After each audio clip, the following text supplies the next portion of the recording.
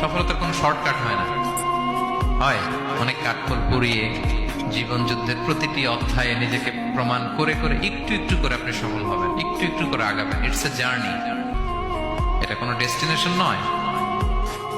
এবং সফল হওয়ার পথ পরিক্রমায় কোনো লিফট নেই, সিঁড়ি বেয়ে উপরে উঠতে হয়।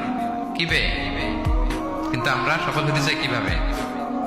ডাইরেক্ট 100 তলায় আমি সফল, উপরে সবার উপরে আমি, এইভাবে চাই সফলতাটা। সবার উপরে উঠে যাব, গোল্ড মেডেল গলায় পরাই দিবে, আমরা সাকসেসফুল না। সফলতার রাস্তায় কোনো লিফট থাকে না। কি দিয়ে উঠতে হয়? সিঁড়ি বেয়ে ঘাম জড়িয়ে উঠতে হয়। দেখেন, শুধু আলোর মুখ দেখার জন্য মায়ের পেটে আমাদের কত সময় লাগছে বলেন তো? জাস্ট একটু লাইট, হ্যাঁ, 9 মাস 10 মাস সময় লাগছে শুধু একটু আলো দেখবো আমরা। একটু আলোর মুখ দেখার জন্য আমার লাগছে 9 মাস।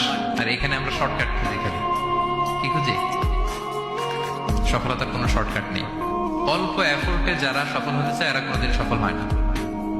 ইউসুফ আলাইহিস সালামের জীবনীটা একটু খেয়াল করেন, একটু একটু করে তিনি সামনের দিকে গিয়েছেন এবং সবশেষে ইজিপ্টের ফিনান্স মিনিস্টার হয়েছে।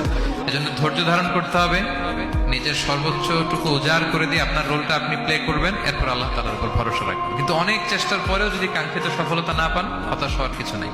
কারণ বিশ্বাসীর সফলতা শুধু দুনিয়াতে না, বিশ্বাসীদের সফলতা আখিরাত পর্যন্ত বিস্তৃত। ওইটা আসল সফলতা।